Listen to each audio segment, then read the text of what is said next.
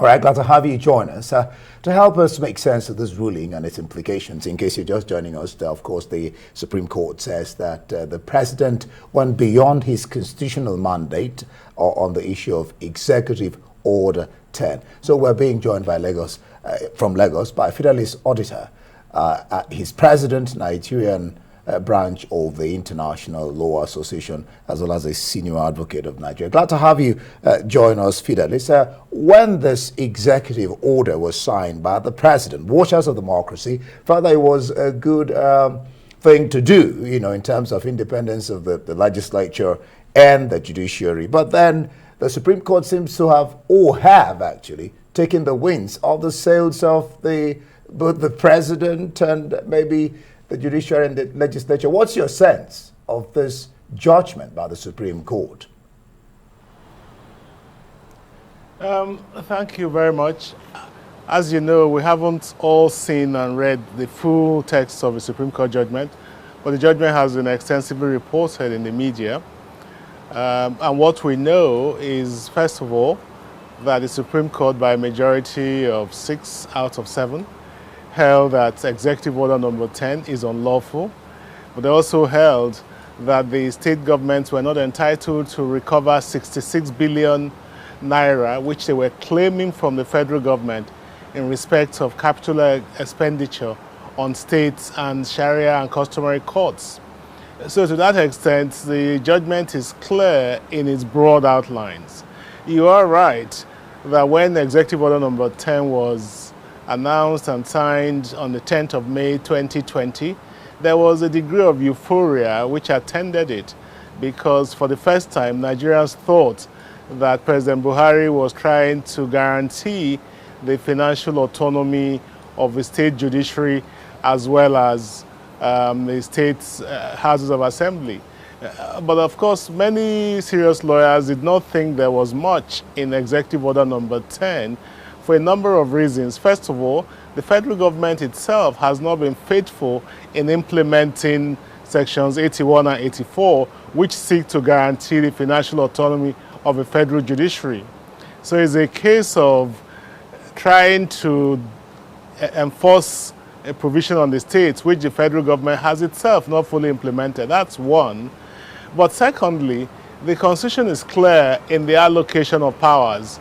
The Executive Order number 10 went far beyond what would have been necessary to implement. For example, you might ask yourself, why did the president not simply direct the Auditor General, the Accountant General, to implement Section 121, subsection 3 of the Constitution, which provides that the monies due to the state's judiciary and the state assembly should be paid directly to those organs of the government. You would have thought that it was very easy for him to direct the Accountant General of the Federation to make those deductions, which are a first-line charge on the Consolidated Revenue Fund. Why did he need an elaborate order, Executive Order number 10, which set up a committee, gave the Attorney General of the Federation power to make regulations, guidelines, set up implementation committees, state budget, judiciary budget implementation committee, and so on? Plainly, those are all lawmaking powers that he was exercising. But beyond that, he had breached the essential central element of federalism, which is that within their areas or spheres of influence, they are supposed to be independent. The president is not supposed to be interfering with the way that the states are run. And if you remember, in 2005, when President Obasanjo tried to do something similar in relation to local governments, the state governments challenged it successfully that the federal government is not empowered to send monies directly to the local governments. President Buhari has even gone a step further in his Executive Order number 10. So it is not surprising that that order has been set aside. Yeah.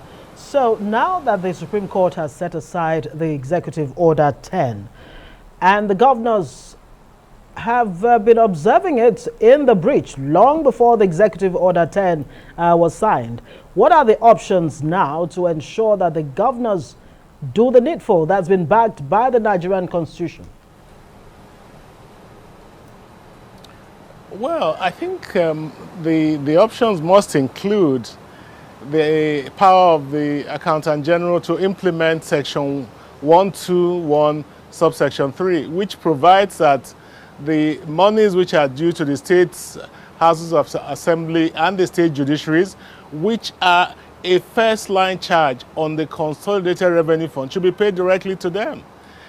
There's nothing that says those monies should be paid through the governors of the states. Why can't they just pay those monies directly?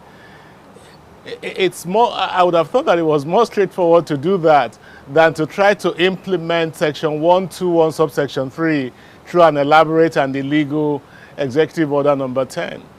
So on the ruling on the 66 billion, let me put that in very quickly. The state, of course, the Supreme Court also rejected the governor's plea that the federal government should fund the 66 billion so far spent on capital projects for the courts, including the Sharia court. Was the Supreme Court right in doing this?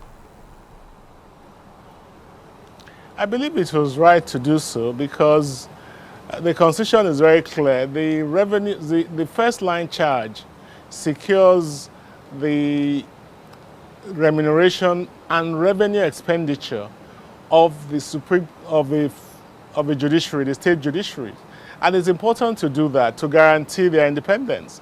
But in relation to the infrastructure of the state courts, clearly those must be responsibilities of the state government. Why should the federal government fund the building of a state court or a state Sharia court of appeal or a state customary court of appeal?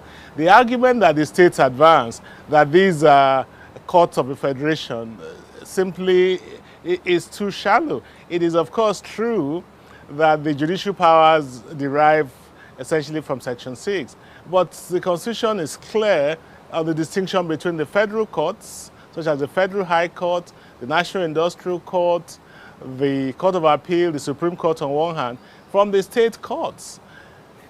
You cannot, they say whoever pays the piper dictates the tune. I don't see how the state governments can want to control the state courts and the state customary court of appeal as well as the state Sharia court of appeal, and at the same time they want someone else to fund the infrastructure for them. It's just like the state government, the Lagos state government trying to recover from the federal government the cost of rebuilding the Igboshiri court, which was vandalized and burnt down during the NSAS protests.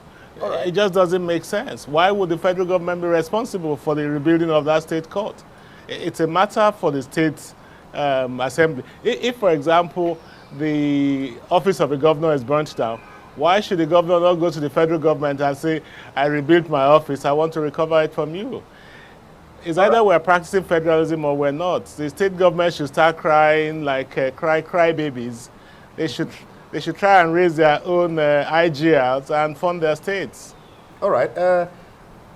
Let me put in this. How does this ruling speak to the legal advice the president receives from his legal team, and then the fact of the governors, 36 of them, taking these to the courts, because if they hadn't done, the EO 10 would have stood.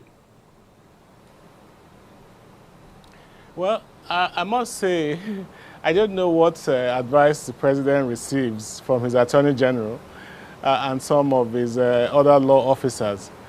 But if you remember, the history of Executive Order number 10 was that in December 2018, President Buhari, who has a number of responsibilities which he hasn't attended to, was not worried about those ones. He was worried about implementation of the fiscal autonomy of state and state judiciary and state assemblies. And so he set up a committee with his Attorney General, Mr. Abubakar Malami, as part of it, to recommend to the federal government how they should implement the financial autonomy. And surprisingly, instead of telling the president to direct the Accountant General to implement Section 121, subsection 3, Mr. Malami instead decided to draft an elaborate Executive Order number 10, which gave himself a lot of powers to dictate to the states how to carry on their affairs. And plainly, he had no power to do so. So, to the extent that you're asking me about the type of advice that the president received, one must be very doubtful about the quality of the advice underlying Executive Order number 10. All right, Fidelis. As one must also be in relation to other advice that he receives. Right, well, there you go. We'll have to leave it there. The second part of that yes, question. indeed. Okay. Thank you very much, Fidelis Auditor, for joining us tonight. Queen's Counsel and Senior Advocate of Nigeria, also President of Nigeria Branch of the International Law Association.